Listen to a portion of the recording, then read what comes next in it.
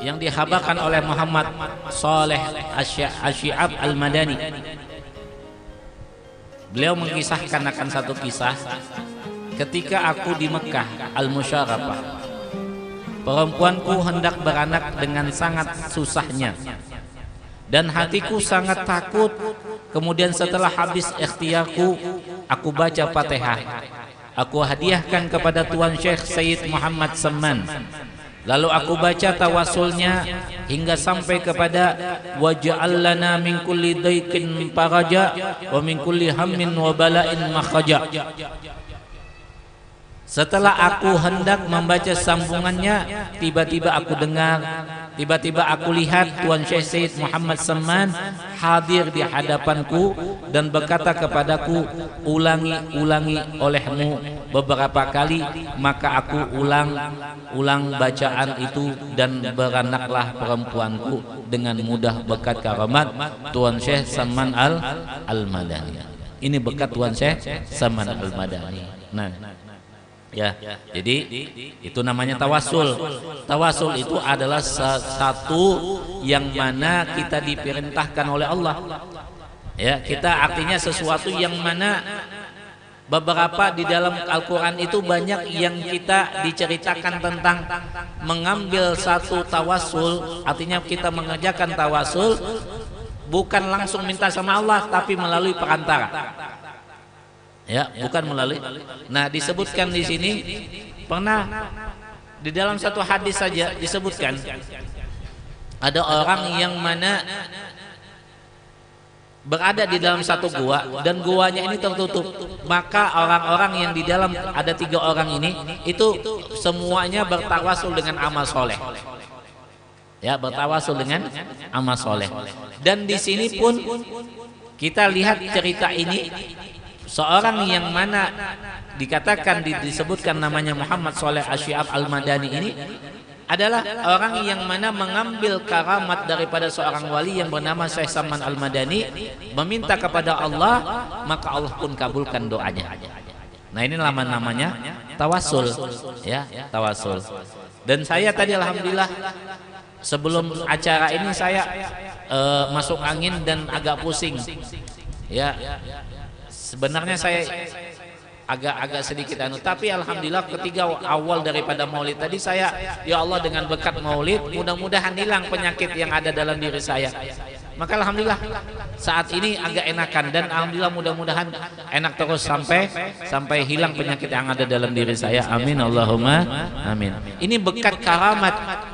Jadi karamat itu orang yang akan merasakan karamat itu orang yang percaya dengan karamat. Tapi bagi orang yang tidak percaya kepada karamat, maka dia tidak akan mendapatkan apa yang dikatakan itu karamat. Karamat para wali yang kita kenal dengan wali Songo yang ada di Jawa. Karamat yang kita kenal dengan wali yang ada di Sulawesi. Karamat yang kita dengar dengan wali yang ada di Kalimantan ini. Itu semuanya adalah karamat yang mana menambah kecintaan kita kepada para wali itu. Ya, itu sesuatu yang mana kalau di hadapan Allah tidak ada yang mustahil. Kalau kita mungkin tidak mungkin. Tapi kalau Allah berkehendak sesuatu yang kita katakan tidak mungkin, itu Allah akan menjadikan mungkin. Ya, menjadikan mungkin. Dan di sini disebutkan juga bahwa setengah daripada karamat Tuan Syekh Sayyid Muhammad Samman yaitu bahwa Syekh Abdullah Basri, ia difitnah orang melakukan perbuatan yang salah dan ia dipenjara, dirantai dengan rantai besi di lehernya pada malam 7 likur bulan Ramadan di Mekah Musyarafah pada tempat yang bernama Babus Sa'adah. Manakala waktu Isya dibacanya tawasul Sayyid Muhammad Samman hingga sampai kepada ya Rabbi waghfir lil Ubaidi Jani Muhammad Syahiri bisamani. Ini syair tawasul ini adalah tawasul, namanya tawasulat samaniyah. Tawasulat samaniyah ini ada beberapa kampung yang ada di Jawa sana mengamalkan ini sudah beberapa tahun yang telah lewat.